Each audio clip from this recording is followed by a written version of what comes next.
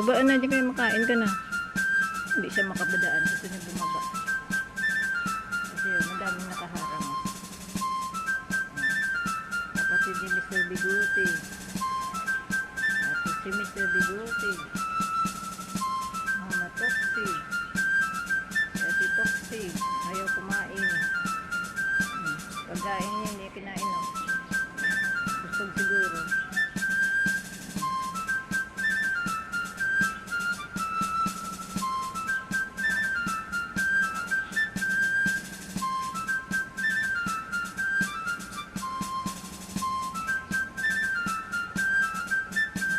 Hindi makadaan. Papakainin ko sana, hindi siya makadaan dyan. Ang daming nakaharang.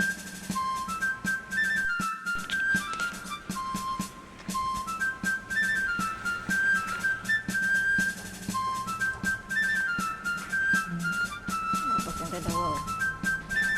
Itong dalawa, may nabiktima na naman. Yan, oh.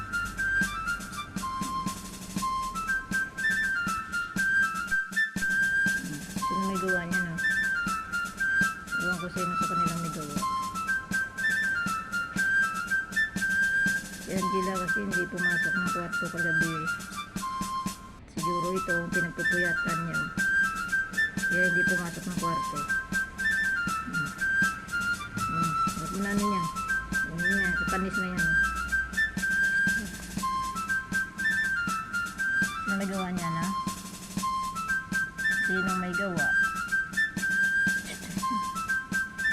Hindi gawa na, tapon na natin ito.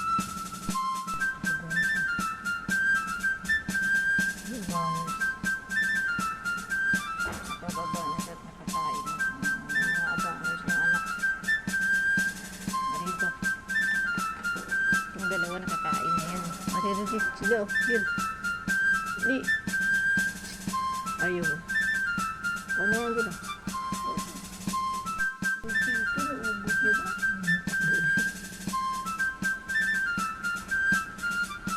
Kasi ito, alis na ikaw.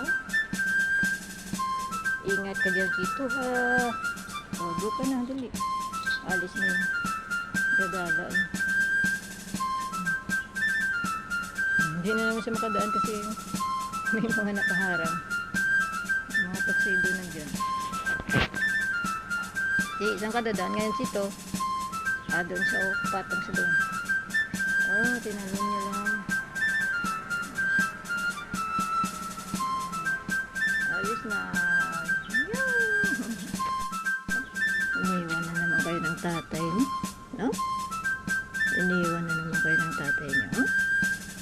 Malis na naman siya.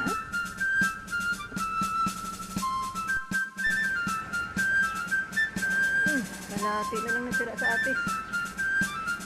Naunahan na naman ako ng ibon. Ay, nako. Kagabi sana kinuha ko na lang. Wala, naunahan na. Nagkalahati na lang natira.